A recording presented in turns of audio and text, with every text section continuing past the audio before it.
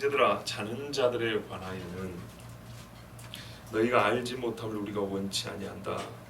바울이 믿음의 부족한 것들을 채워주려고 한다 하면서 이 3장 후반에 말하고 이제 4장부터 내용을 이어가는데, 세 번째가 뭐냐면 자는 자들에 관한 문제입니다. 바울이 이 이제 4장 5장까지 가면, 5장 보면 주님 다 조심 이야기하죠. 크게 보면 세 가지를 채워주는데, 이 세 번째 문제 자는 자들에 관한 문제에 쭉 이어서 주님 모시는 이야기까지 합니다. 그런데 이 문제가 얼마나 중요한 거 아니? 제일 길게 얘기라. 자, 여기서 우리가 알 것은 그 수많은 교회에 전해줄 교훈이 있고 가르침이 있는데 왜 굳이 유독 이 세 가지를 정했을까는 실제로 데살로니가 교회에게 필요가 있었기 때문입니다. 근데 어떤 거는 다 못해서가 아니라 더하게 하려 함도 있었다 그랬습니다. 전반적으로 보면 이 세 가지는 데살로니가 교회에 없었던 게 아닙니다. 예를 들어서 음란을 멀리해야 된다, 우리가 행실이 거룩해야 된다. 이거는 데살로니가 교회가 막 음란해가지고 준 교훈이 아니었습니다. 그랬으면 마게도니아 지방에 그들의 믿음이 소문이 안 납니다. 음행으로 소문이 났겠죠. 당연한 이야기죠. 그 다음에 형제 사랑에 관해는 더 쓸 것이 없다 하면서 이야기를 또 합니다. 그죠? 왜 그랬죠? 더욱 그리하라 하면서 자기 일하고 너희 손으로 일하기 힘쓰라. 그죠? 이 교훈을 조금 더 해줘야 됐기 때문에, 잘하고 있는데 조금 더 해줘서 완전하게 하려고 교훈을 준 겁니다. 이 자는 자들에 관한 문제도 그렇습니다. 데살로니가 교회 사람들은 부활을 안 믿은 게 아닙니다. 믿었기 때문에 주신 교훈입니다. 그런데 믿었기 때문에 줬다는 것은 믿기는 믿는데 뭔가 조금 부족한 부분이 있었다 이 이야기입니다. 근데 이 부족한 부분이 상당히 컸습니다. 겉보기는 조그만한데 그걸 그대로 두면 이렇게 커지는 문제였습니다. 그래서 바울은 자는 자들에 관하여 알지 못함을 우리가 원치 아니한다, 반드시 알아야 한다고 이 교훈을 준 겁니다. 이걸 그대로 두면 어떻게 되냐? 소망 없는 자와 같이 슬퍼하게 되버리기 때문입니다. 똑같이 울어도 소망이 없는 자가 뭡니까? 불신자죠. 희한하죠? 부활은 알아요. 근데 부활은 아는데 잘못 알게 되는 경우에는 부활을 모르는 자들과 똑같아진다는 겁니다. 와, 무섭습니다. 복음을 들었어요. 복음을 들었는데 중간에 뭔가 의문이 생기거나 조금 내가 의혹이 생겼어요. 아니면 우리 흔히 말하는 시험거리가 생겼어요. 이걸 그대로 내버려둘 때 어떻게 한다고요? 어느새 나도 모르게 복음을 떠난 자가 되어 있는 거예요. 설마 아니, 그런데 내가 떠난지 몰라요. 이게 삼손이거든요. 여호와의 힘이 자기를 이미 떠나갔다는 것을 알지 못하고 이전처럼 내가 힘을 떨치려 그랬잖아요. 이런 짓을 하는 것이 보통 거짓 선지자들입니다.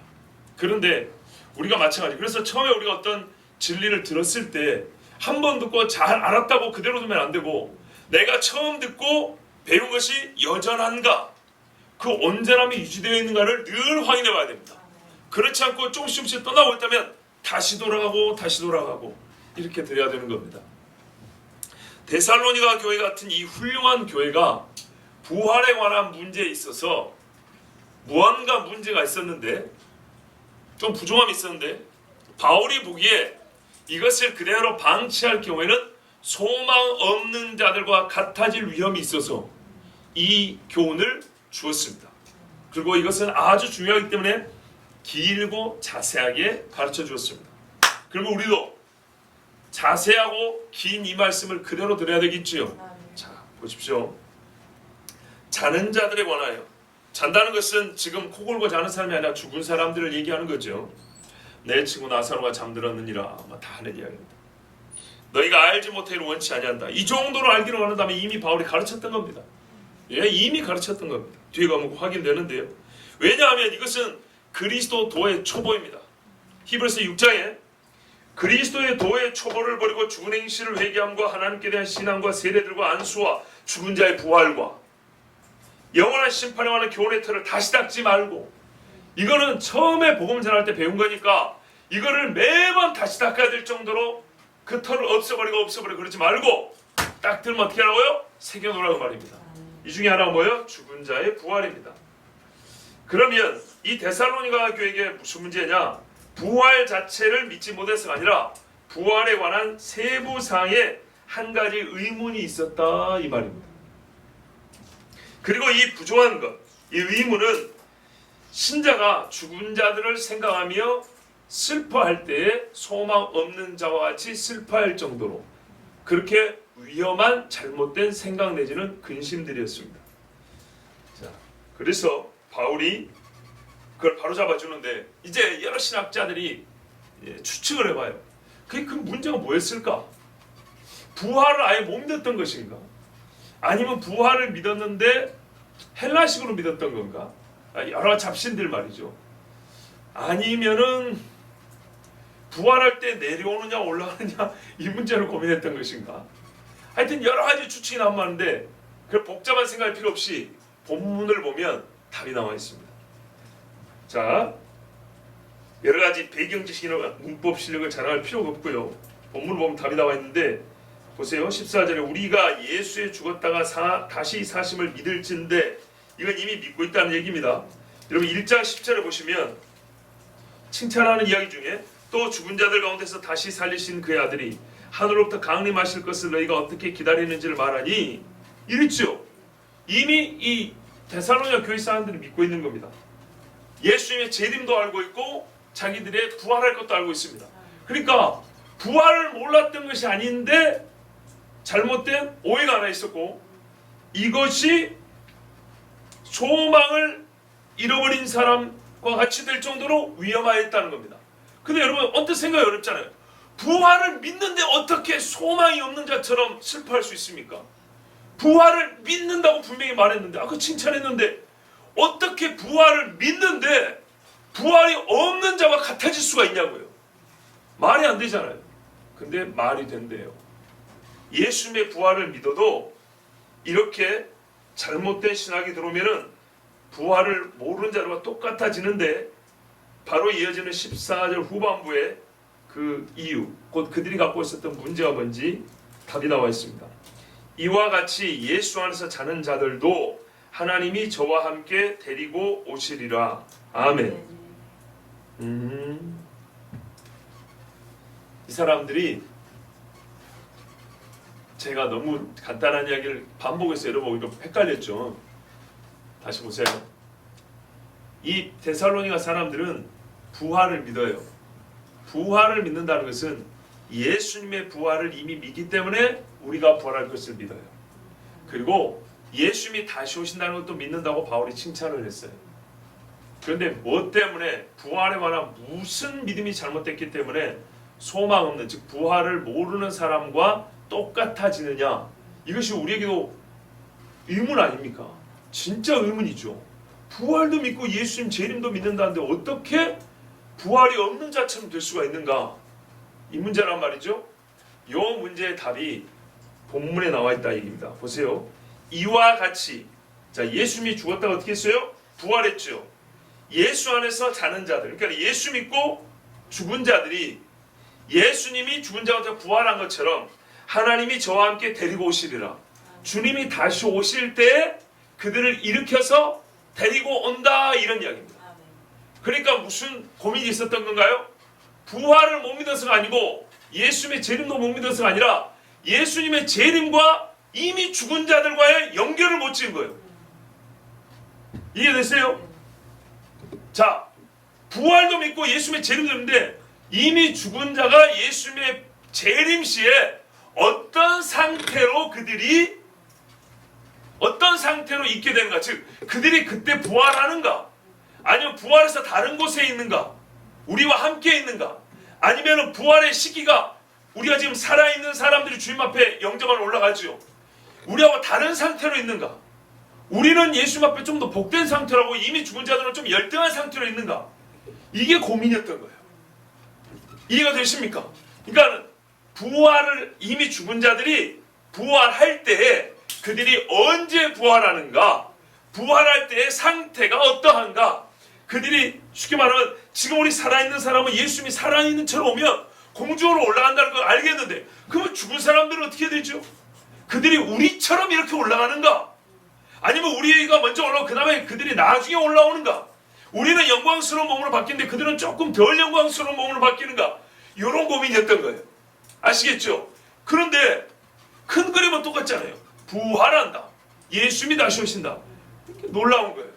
이 세부상에서 약간의 차이가 있는데도 불구하고 이걸 내버려 두면 어떻게 해요? 성도들이 소망 없는 자처럼 슬퍼한대요. 죽은 자들은 괜찮아요. 근데 살아있는 우리가 부활에 관한 잘못된 시각을 가져서 부활을 못 믿는 사람들처럼 사람 죽을 때마다 꺼이꺼이 운다는 거예요. 장례 치를 때 부활을 소망하고 찬송을 불러야 되는데 부활을 전혀 모르는 사람처럼 이제 가면 언제 오나고 그렇게 운다는 거예요. 묘비에 당신과 나의 끝은 이 흙이라고, 이 땅이라고 하고 그러고 쓴다는 거예요. 주님 다시 오실 때 같이 보세요 이렇게 못 쓴다는 거예요. 이해가 되시죠? 그래서 바울이 이거를 그대로 두면 안 되겠다 한 겁니다. 자, 조금 더 보면 15절부터 18절을 보세요. 우리가 주의 말씀으로 너에게 이것을 말하노니 주께서 강림하실 때까지 우리 살아남아 있는 자도 자는 자보다 결코 앞서지 못하리라. 자, 문제는 이거였어요. 살아남은 자가 죽은 자들보다 앞서는 것으로 생각을 했어요. 그렇죠? 그 앞선다는 내용이 뭔지 정확히 모르지만 시간적인 하나 조금 더 우월한 상태에 있는 것으로 생각을 했어요. 주께서 호령과 천사장의 소리와 하나님의 나팔소리로 친히 하늘로부터 강림하시리니 그리스도 안에서 죽은 자들이 먼저 일어나고, 이게 교훈이에요. 죽은 자들이 먼저 보다 비교급을 자꾸 쓰는 걸 봐보세요. 그 후에 우리 살아남은 자들도 그들과 함께 구름 속으로 끌어올려 공주에서 주를 영접하게 하시리니 그리하여 우리가 항상 주와 함께 있으리라. 그러므로 이러한 말로서로 위로하라. 요 말이 진짜 위로가 된다는 거예요. 요 말이 없으면 어떻게 돼요? 소망 없는 자처럼 슬퍼한대요. 그런데 요 14절 이후에 말씀이 17절까지 말씀이 있으면 소망 없는 자처럼 슬퍼하지 않고 진짜 위로를 받는데요. 근데 위로의 내용이 뭐냐? 부활을 못 믿는 자들아 부활이 있어, 이걸 가르친 게 아니에요. 예수의 재림을 못 믿는 자들아 예수의 재림을 믿어야 돼, 이걸 가르친 게 아니에요. 이미 믿고 있는 두 가지 사실이 전제되어 있어요. 부활도 믿고 예수의 재림도 믿어요. 왜? 부활의 첫 열매 되신 예수를 믿기 때문에 우리도 부활을 믿어요. 예수님이 다시 오실 줄로 믿어요. 바울이 이걸 안 가르쳤겠습니까? 아덴에 가서도 죽은 자의 부활 얘기하고 심판 이야기 하니까 믿겠다 못 믿겠다 때려 죽여야 된다고 난리를 쳤지 않습니까? 이거는 그리스도의 도의 초보예요. 초보니까 이걸 당연히 가르쳤어요. 그래서 예수님의 부활이나 우리의 부활도 믿었고 주님 다시 오신 재림도 믿었어요. 그런데 사람을 신자가 죽었는데 장례 칠 때 소망이 없어. 왜 그래요? 바로 이 문제 때문이었어요. 이미 죽은 자와 주님 오실 때까지 살아남은 자, 주님이 오시는 그 순간에 먼저 죽은 신자와 살아남은 신자 간에 무언가 차등이 있을 거라고 생각한 오해가 있었어요. 이 잘못된 신앙을 바울이 가르쳐주지 않았어요. 누군가 와서 속였거나 아니면 바울이 여기까지는 구체적으로 가르쳐주지 못하고, 왜 3주 정도 있다 갔잖아요. 그러니까는 짧은 시간이 있다 가다 보니까 이 부분까지는 구체적으로 가르쳐주지 못했는데 막상 사람이 죽고 장례를 치르다 보니까 신자들 사이에 어떻게 해요? 어린 사람들 사이에서 의심 내지는 질문이 생기는 거예요. 우리가 수십 년 예수 믿어도 질문거리를 갖고 있지 않습니까? 괜찮아요, 그거는. 그런데 이 질문이 어떻게 돼요? 가만 놔두고 누군가 대답을 안 해주면 그것 때문에 불신으로 빠진 사람이 있고, 시험에 들어서 교회를 떠난 사람도 있고, 성경을 못 믿겠다 하면서 교회는 다니지만 여전히 마음속에 물음표를 가지고 평생 살다가 구원의 확신이 없다 죽는 사람도 있죠. 진짜 소망 없는 자가 되고 말아요. 또는 이단이 들어오거나 잘못된 신앙이 들어왔을 때 틈을 내주기가 좋아요. 그러니까 의문이 있으면 서로 묻기도 하고 대답하는 일에 부지런히 해야 됩니다. 디모데가 와서 전해준 거예요. 이 데살로니가 교인들이 열심히 예배드리는데 선생님 아주 심각한 신학적 문제가 하나 있던데요. 그게 뭐냐 했더니, 아니 이 사람들이 먼저 죽은 사람들이 살아있는 사람들하고 주님 오실 때 말이에요, 뭔가 대우가 다를까봐, 같은 믿음인데도 불구하고 대우가 다를까봐 걱정을 하고 장례 치를 때 소망을 갖지 못한 사람하고 똑같이 막 울고 몇 날 며칠을 울고 있대요. 큰일이다. 그러면 큰일이다. 그러면 사람이 왜 그럴까요? 여러분 생각 어려운 게 아니에요. 예수 믿고 난 다음에 뭐 하긴 힘쓸까요? 오래 살기 힘쓸 거 아니에요. 하나님께 건강을 구하는 것은 옳지만 오래 살기를 힘쓰고 오래 살기를 힘쓰고 오래 살기를 힘쓰고 뭐예요? 피가름까지 가는 거 아니에요. 아시겠죠? 이 땅에 소망을 두는 사람이 되어버린다고. 이 땅의 것. 바울이 뭐라 그랬어요? 내가 지금이라도 한번 주님 곁에 가는 것이 좋은데, 나 개인은 좋은데 너희를 위하여 내가 조금 더 있어야겠다. 이런 사고는 미치지 못해. 오로지 육신을 위하여서만 살게 돼요. 왜요? 이미 죽은 자와 같은 믿음인데도 불구하고, 봐보세요. 예를 들어보세요. 이 사람이 순교했어요. 근데 죽어버렸네. 나는 예수 믿고 세상에 와서 대충 그냥 살았어요. 근데 내가 세례 받고 말이지, 교회에서 그래도 직분도 있어. 내가 120살 살았어요. 주님이 중간에 왔어요. 그런데 신학적 문제가 있어요. 뭐예요? 먼저 죽은 자들과 살아있는 상태에서 주님을 만드는 사람들 사이에 대우의 차이가 있다. 살아남은 게 더 낫다. 더 나은 대우를 받는다. 더 큰 영광을 한다. 이렇게 가르침을 받았으면 어떻게 됐을까요? 이렇게 알고 있으면 순교가 무슨 필요해요? 오래 살면 장땡이지. 무슨 뜻인지 아시겠죠? 그러니까 소망자와 똑같이 돼서 결국에는 교회가 어떻게 해요? 세속화되는 거예요. 그러니까 무서운 거예요. 그 작은 오해 그까짓 걸 좀 그렇게 둘 수 있는 거지. 누가 부활을 안 믿는다 그랬냐? 누가 주님 오신다는 걸 안 믿는다 그랬냐? 아니요. 이 두 가지를 아주 조화롭게 성경에 갖춰진 균형 있게 말이죠. 이해를 할 수 있어요. 그렇지 않으면 이 간격만큼이나 이단이 들어오기 좋고 마귀새끼가 시험에 던지기에 너무너무 좋은 상태가 되는 거예요. 자, 보세요. 차이를 말해주고 공통점을 말합니다. 동등함, 차이와 공동함을 말합니다. 근데 이 바울이 말하는 15절부터 17절까지의 차이는 이미 죽은 자들이 앞선다는 겁니다. 아주 쉽게 말할 거예요. 이미 죽은 자들이 살아남아 있는 자들보다 못할 게 하나도 없다. 훨씬 더 낫다라는 게 바울의 요지입니다. 부활도 먼저 하고 주님 앞에 끌어올리는 것도 먼저 끌어올려진다. 걱정하지 마라. 고린도전서에도 뭐라 그럴까? 보라, 내가 너에게 비밀을 말하노니 우리가 다 잠잘 것이 아니요 마지막 나팔에 순식간에 호련이 다 변화되리니 나팔 소리가 나매 죽은 자들이 썩지 아니할 것으로 다시 살아나고 우리도 변화되리라 그랬어요. 순서가 뭐예요? 죽은 자, 그리스도 안에서 죽은 자들이 먼저 변화되어 일어난다잖아요. 여기까지 들었어야 되는데 여기까지 몰라놓으니까 데살로니가 교인들이 먼저 죽은 자들이 혹 우리보다 좀 부족한 대우를 받으면 어떠나 하고 고민을 하고 근심을 했던 겁니다. 그런데 이걸 그대로 방치하면 소망 없는 지경이 되어버린다고요. 자, 그래서 데살로니가 전서에도 보면 비교급으로 말하되 항상 죽은 자들이 앞선다, 먼저라는 것을 가르쳐주고요.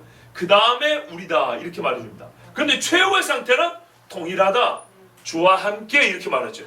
그들과 함께, 주와 함께. 살아있는 우리가 이미 죽은 그들과 함께 이렇게 함께한 다음에 주님과 함께.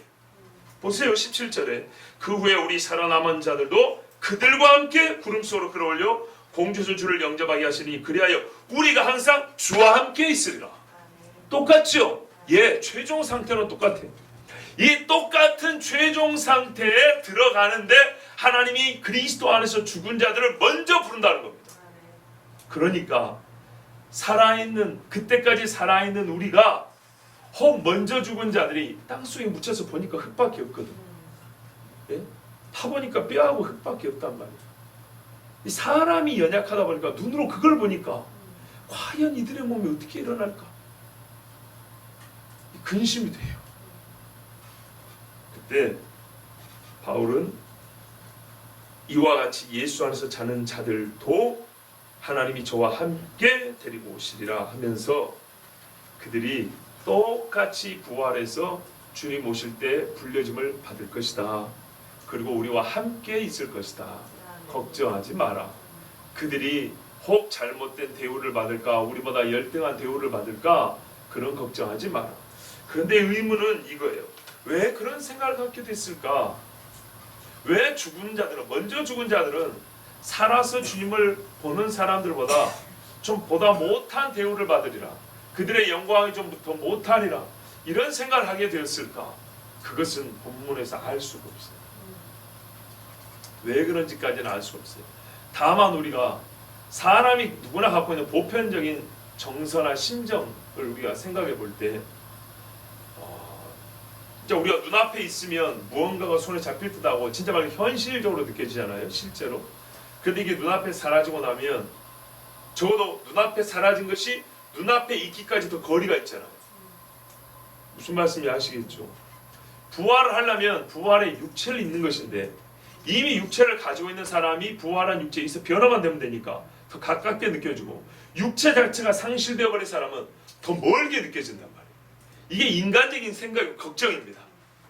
순식간에 죽은 뼈다귀를 살아있는 사람을 만들 수 있다는 하나님의 능력을 말로는 들었는데, 사람의 눈앞에서 사람의 육체가 다 사그라지고 없어져 버리면, 육체가 소멸된 상태에서는 육체가 다시 살아나고 변화되는 이 두 가지 과정, 두 단계가 있는 것 같은 느낌이 들거든요. 그러나 육체를 가지고 있는 변화만 받으면 되고, 그죠? 그러니까 아마 이런 우리의 이 연약한, 그러니까는 하나님의 이 초월적인 능력과 이 주님이 다시 올 때 변화된 육체가 무엇인지에 대하여 잘 알지 못하는 연약한 신앙에서 나온 그런 생각이지 않았을까, 이렇게 생각해 봅니다. 우리도 어릴 때는 그러지 않았습니까? 신앙이 어릴 때는 막상 부활을 믿는다고 하면서도 장례 치를 때 화장대에 친신 딱 집어넣고 나면 과연 저 먼지로 다 날아가 버린 것이 어떻게 부활이 될까? 그리고 진짜 고민은 뭐냐면요, 그 먼지가 어느 밭에 떨어져 가지고 비가 내려서 채소가 그걸 흡수하고 또 누군가 또 먹었어요. 누군가 육체가 됐어요. 세포가 지금 하루에도 얼마나 많이 갈립니까? 바다에 사람이 빠져 죽었는데 물고기 다 뜯어 먹었어요. 그 물고기를 또 어떤 고기가 먹고 어떤 고기가 먹고 또 그 중에 몇 마리는 사람이 먹고 있어요. 그 죽은 사람 시신을 다 뜯어 나눠 먹었네. 그리고 그것이 또 내 몸이 됐어. 내 몸이 죽어 먼지가 되고 또 다른 사람의 몸이 됐어. 어떻게 하죠? 이 땅에 있는 모든 것을 돌고 돌아서 이 사람의 육체도 됐다, 저 사람의 육체도 됐다 그러는데, 부활 때 그 육체 다 만들려면 땅에 있는 흙 다 모아도 안 되겠네. 제가 무슨 말 하는지 이해되시죠? 그만큼 부활 육체를, 부활체를 사람의 이 물리적인 사고 한계에 생각하면 답이 없어요. 그래서 변화된 몸이라는 거예요. 변화된 육체로. 물리적인 우리가 갖고 있는 이 구성물하고 똑같이 생각하면 안 돼요. 그러면 정말로 이 땅에서 나중에는 말이죠, 세포 하나 갖고 이건 내 몸이야 네 몸이야 하고 싸울지도 몰라요. 원래 내 거였거든, 네가 먼지가 된 걸 채소 그거 이거 먹고 네 몸이 된 거 이러고 싸운다고요. 그러지 않아요. 그런 식의 육체가 아니에요. 그러니까는 걱정하지 마세요. 먼저 죽은 자들도 우리 하나님께서 그의 능력의 크심으로 먼저 이렇게 세우시고 똑같이 변화된 몸으로 바꾸십니다. 예수 그리스도와 함께 썩지 아니할 몸으로 바꾸십니다. 그리고 우리가 변화되어 주와 함께 공중에 올라와서 주와 함께 있습니다. 왜 올라갑니까? 신랑을 영접하러 가는 겁니다. 영접하러. 자, 여러분, 바울이 복음을 전할 때 부활을 빼놓고 말한 적이 없습니다. 그리고 그리스도의 부활만 말한 것이 아니라 그리스도 안에서 죽은 자의 부활도 항상 가르쳤습니다. 이 그리스도 안에서 먼저 죽은 자들이기 때문에 부활 때도 먼저입니다. 성경은 쉽게 가르쳐 줍니다. 그리고 살아서 주를 믿는 자들과 부활한 후에 우리 사람의 편으로 대우받음에 있어서 하나님께서 우리를 어떻게 대우해 주시냐에 있어서 하나의 차등이 없이 동일하고 동등합니다. 우리는 이 지식을 다 갖고 있다고 봅니다. 우리에게는 정말 이게 너무 보편적으로 알려져 있는 지식인데 데살로니가 교회에서는 이 지식이 좀 부족했었습니다. 다시 말하면 신자의 부활과 그리스도의 재림에 관한 이 두 사건이 어떻게 연결되는지에 대한 지식이 부족했던 겁니다. 우리도 사실은 오늘 이 말씀만 갖고는 온전하지가 않습니다. 그래서 바울은 이어서 가르쳐줍니다. 무슨 말이냐면 죽은 자의 부활에 관한 이야기만 가르쳐준 게 아니라 핵심은 뭐냐면요, 재림과 무슨 상관이냐였거든요. 좀 더 크게 말하면 신자의 부활과 그리스도의 재림과의 관계입니다. 조금 큰 문제로 이렇게 확대해서 보면, 그래서 바울은 이제 그리스도의 재림에 관하여 다시 한번 가르쳐주기로 작정을 합니다. 그리고 그리스도의 재림에 대한 말씀을 조금 더 깊이 높이 알고 나니까 그 재림 안에서 일어나는 신자의 부활의 문제는 더 이상 의문의 여지가 없게 밝혀집니다. 우리는 다음 주부터 이 말씀을 사실 그동안에 많이 들었지만 주신 말씀에 따라서 다시 한번 데살로니가 교인들도 다시 들은 것처럼 우리도 다시 들으면서 배워보도록 하겠습니다. 여러분, 부활, 주님의 재림과 관계한 부활에 관한 지식이야말로 소망을 갖게 합니다. 현대 신학은 그리스도의 부활마저 그 역사성을 부정합니다. 그러니까는 그리스도의 부활은 실제로 일어난 게 중요한 게 아니고 실존적인 우리의 실제 생활에서 유익이 되는 의미를 추출하는 면에서 의미적으로만 유의미하면 된다라는 것입니다. 그리고 신자의 부활은 장례식 때나 감성팔이 하면서 써먹지 실제로는 믿지 않는 자칭 그리스도인들이 많습니다. 더구나 그리스도의 재림은 이야기를 꺼내는 즉시 이단시하는 사람들도 많습니다. 성경은 전혀 그렇게 얘기하지 않았죠. 바울은 그렇게 얘기하지 않습니다. 다시요. 그리스도의 부활을 역사성을 부정하니까 신자의 부활도 믿지 아니하고 그리스도의 재림도 믿지 아니합니다. 요즘은 데살로니가 교회 정도가 문제가 아니고 예수님의 역사적 부활도 믿지 않습니다. 이런 사람이 얼마나 많은지 모릅니다. 그런 사람들에게 소망이 있을까요? 자기들이 건강하고 신학교 강단에서 학생들 앞에서 등록금 받으면서 잘난 척하면서 주머니에 손 찔러놓고 말할 때는 아무렇지도 않았겠죠. 근데 정말 말이죠. 막상 주미 눈앞에 와서 눈 딱 한 번 감으면 못 뜰 것 같아서 겁이 나서 눈을 못 감는 그 순간에 오면 예수님의 부활을 못 믿었던 것, 주님의 다시 오심을 생각하지 못했고 학생들에게 실존적 의미에서만 예수님의 부활을 가르쳤던 그 신학자들과 성도들에게는 부활을 믿으십시오 해놓고 목회자들끼리 모였을 때는 부활이 어딨냐고 농담식으로 이렇게 까부러댔던 그 사람들이 과연 자기 관짝을 눈앞에 놓고 볼 때 평안히 죽을 수 있을까요? 정말 소망이 없습니다. 제가 어떤 책들을 읽어보니까 고대 헬라 철학자들이 말입니다. 사람이 영혼을 믿었어요. 영혼을 믿었는데 문제는 거기까지는 파악을 했는데 이 영혼을 누가 붙잡아 주느냐, 이 영혼이 사후에 어떻게 되느냐에 대해서는 답을 얻지 못했어요. 철학은 절대로 신을 찾지 못합니다. 그래서 그들마저도 자기 제자들에게 가르쳐 그 잘난 척하고 이 말로 먹고 산 사람들이에요. 수많은 사람들 말로 정신을 호도 혹은 이렇게 사로잡은 사람, 생각을 사로잡은 사람들 아닙니까? 그런데도 건강할 때 이야기지. 진짜 목숨이 딱 경각하는 다녔을 때 진짜 중요한 문제, 소망에 관한 얘기 한마디도 좀 못했습니다. 그들도 다 하는 말이 죽으면 끝이다 이 말하고 죽었습니다. 그리고 그들의 무덤에 묘비 있죠. 묘비도 다 결론은 똑같습니다. 내가 묻힌 여기가 마지막. 이게 소망이 없습니다. 예수님의 부활을 알지 못하면 묘비에 아무리 멋들어진 말을 써도 죽음 이후를 써내지를 못합니다. 그 묘를 읽는 순간 죽음이 슬퍼서 꺼이꺼이 울 수 있는데 내용을 그래도 가만 좀 냉정을 되찾고 읽어보면 여기가 끝이라는 얘기네. 이걸로 마지막. 지금까지 잘 살아왔어. 당신은 멋졌어. 우리 머릿속에 기억할 게 정도입니다. 아무리 감성적으로 써. 그 다음에 그 사람의 운명에 대해서 신자 외에는 소망에 관한 내용을 묘비에 쓸 사람은 없습니다. 천국에서 다시 만나보자. 주님 오실 때 변화되어서 주의 나팔소리 같이 듣고 일어나자. 이런 이야기는 신자 외에는 쓸 사람이 없습니다. 제 아무리 똑똑한 사람들도 그 묘비에는 그의 인생관, 그의 내세관, 그의 믿음이 무엇인지 가르쳐주고 있는데 전부 다 이 세상으로 끝입니다. 그러므로 여러분, 누가 현대 신학 운운하면서 또는 요즘 추세가 이렇다네, 미국에서는 신학교가 이런다네, 요즘 미국 강단에서는 그런 말, 이런 소리 제발 듣지 마세요. 제발 듣지 마시고 성경이 주시는 대로 들으세요. 참 재밌어요. 똑같은 성경인데 어떤 부분은 미국에서도 그런다니까 들어. 어떤 부분은 미국에서 안 믿다니까 안 믿어. 어떤 부분은 독일에서 받아들인다니까 받아들이고, 어떤 부분은 영국에서 요즘에는 제껴버렸다니까 우리도 제껴버려 그냥. 여러분 그러실래요? 어떤 부분은 큰 교회 목사가 막 설교하고 그렇다니까 따라가. 어떤 부분은 큰 교회 목사가 아니다 하니까 안 따라가요. 그 사람이 나를 보내줍니까? 천만의 말씀입니다. 제발 성경에 기록된 대로 믿으셔야 됩니다.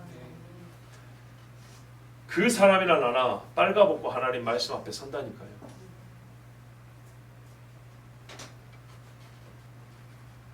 빌립보서 3장 20절 21절에 말하죠.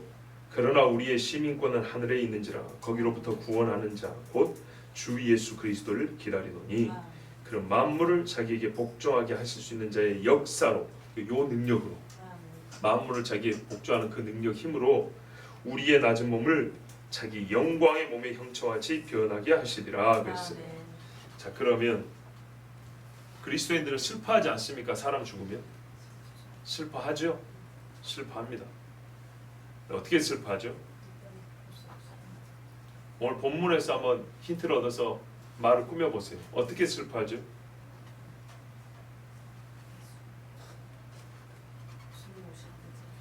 아니요, 본문을 가지고 부활을 못 믿고 재림과 부활을 연결짓지 못하면 소망 없는 자처럼 슬퍼한다 그랬죠.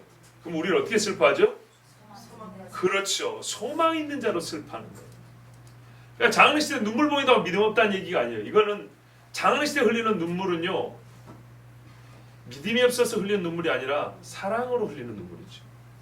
그죠? 죽은 자를 사랑했던 증거로 흘리는 눈물이죠. 우리는 소망이 있는 자로 슬퍼하는 겁니다. 정말 이 정이 있고 사랑이 있었기 때문에 더 이상 보지 못함에 대하여, 육체로 보지 못함에 대하여 울 수밖에 없습니다. 그러나 다시 약속하죠. 주님 오실 때 다시 만나세요. 주님 나라에서 다시 보세요. 이렇게 슬퍼하는 것이 신자의 슬픔입니다. 그런데요, 예수님의 재림이 없어버리면 또는 예수님의 재림 시에 죽은 자가 얻을 영광에 대해 알지 못하면 이 소망 있는 슬픔이 소망 없는 슬픔으로 바뀌어버립니다. 자, 꼭 예수 그리스도의 재림과 죽은 자와 산 자의 육체의 변화됨, 부활 받음과 살아있는 자의 육체가 변화되어 주님을 영접함에 대하여 성경에 나와 있는 모든 말씀대로 믿으시기 바랍니다. 혹시 이것이 부족하면 아는 사람에게 가르쳐 달라 해서라도 이 지식을 확실하게 하십시오. 그렇지 않으면 내가 부활을 믿는다니까 막 이렇게 우기는데도 불구하고 끝내 소망 없는 자처럼 슬퍼하게 됩니다. 우리는 소망이 있고 슬퍼하는 자입니다. 기도하겠습니다. 이 시간 우리 함께 기도합니다.